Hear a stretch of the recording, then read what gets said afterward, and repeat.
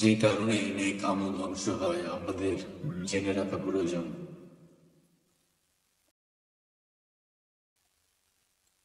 বিসমিল্লাহির রহমানির রহিম।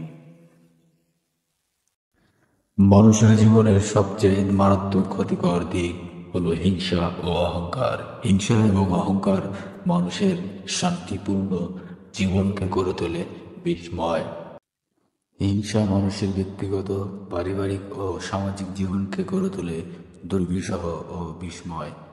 পবিত্র কোরআনে আল্লাহ বলেন, আল্লাহর জমিনে তোমরা দম্ভ ভরে চলো না, কেননা তুমি কখনো এই জমিন বিদীর্ণ করে এর নিচে যেতে পারবে না, আর এর উচ্চতায় তুমি কখনোই পর্বত সমান হতে পারবে না।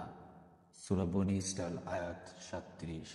সূরা হিজরতের 11 নম্বর আয়াতে আল্লাহ বলে, হে ঈমানদারগণ, তোমরা কোনো সম্প্রদায় যেন অপর কোনো সম্প্রদায়কে বিদ্রূপ না করে, হতে পারে তারা বিদ্রূপকারীর চেয়ে উত্তম।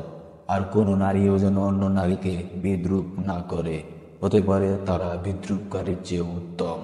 আর তোমরা একে অপরের নিন্দা করো না এবং তোমরা একে অপরের মন্দ নামে ডেকো না।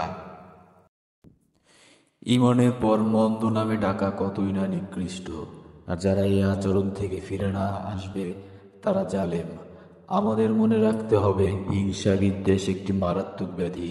হিংসুক ব্যক্তি যখন হিংসাত্মক কাজে লিপ্ত হয় তখন তাকে পরিত্যাগ করা অবশ্য কর্তব্য।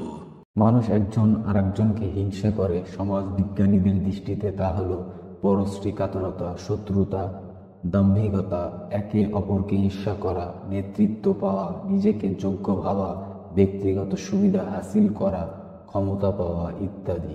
হিংসুক ব্যক্তি মনে করে সে এই সমাজে সম্মানিত, দামি, আর সবাই তার চেয়ে নগণ্য। এর জন্য আল্লাহ রব্বুল আলামিন হিংসা বিদ্বেষ থেকে এবং হিংসুকের অনিষ্ট থেকে বাঁচার জন্য পবিত্র কুরআনে দিক নির্দেশনা দিয়েছেন। সূরা ফালাকের 3 নম্বর আয়াতে বর্ণিত হয়েছে, হিংসুক ব্যক্তির হিংসার অনিষ্ট থেকে আমি তোমার আশ্রয় চাই যখন সে হিংসা করে। নবী করিম সাল্লাল্লাহু আলাইহি ওয়াসাল্লাম বলেন, তোমরা হিংসার থেকে বেঁচে থাকো, কেননা হিংসা নেক আমলকে এমনভাবে ধ্বংস করে দেয় যেমন আগুন কাঠের টুকরাকে খেয়ে ফেলে, জ্বালিয়ে দেয়। আবু দাউদ, মিসকাত। হিংসুটাকে সমাজের কেউ পছন্দ করে না, সবাই তাকে খারাপ দৃষ্টিতে দেখে। সমাজের সবার সঙ্গে বসবাস করলেও কেউ তাকে ভালো জানে না। সূরা নিসার 34 নম্বর আয়াতে আল্লাহ বলে, আল্লাহ নিজ অনুগ্রহে মানুষকে যা দিয়েছেন সেই জন্য কি তারা তাদের ঈর্ষা করে? আল্লাহ রব্বুল আলামিনও ঈর্ষাকারীকে পছন্দ করে না। কোরআন ও সুন্নাহর আলোকে অহংকারও অনেক বড় গুনাহের কাজ। আমাদের মনে রাখতে হবে, অহংকারের মাধ্যমেই সংগঠিত হয়েছিল প্রথম পাপ। অহংকারীকে আল্লাহ তাআলা কখনো পছন্দ করে না। কবিরা গুনাহের মধ্যে অহংকার অন্যতম। আমাদের মনে রাখতে হবে, আমরা বুঝে না বুঝে অহংকার করি, যা কাম্য নয়, কারণ অহংকার পতনের মূল। অহংকার পতনের মূল।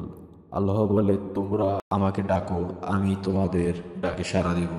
যারা আমার ইবাদত নিয়ে অহংকার করে তারা শীঘ্রই অপমানিত হয়ে জাহান্নামে প্রবেশ করবে। সূরা মুমিন 40 আয়াত 60। অহংকার বশত ইবলিস আল্লাহর আদেশ অমান্য করলো এবং আদমকে সিজদা না করার দরুন জান্নাত থেকে বহিষ্কৃত হলো।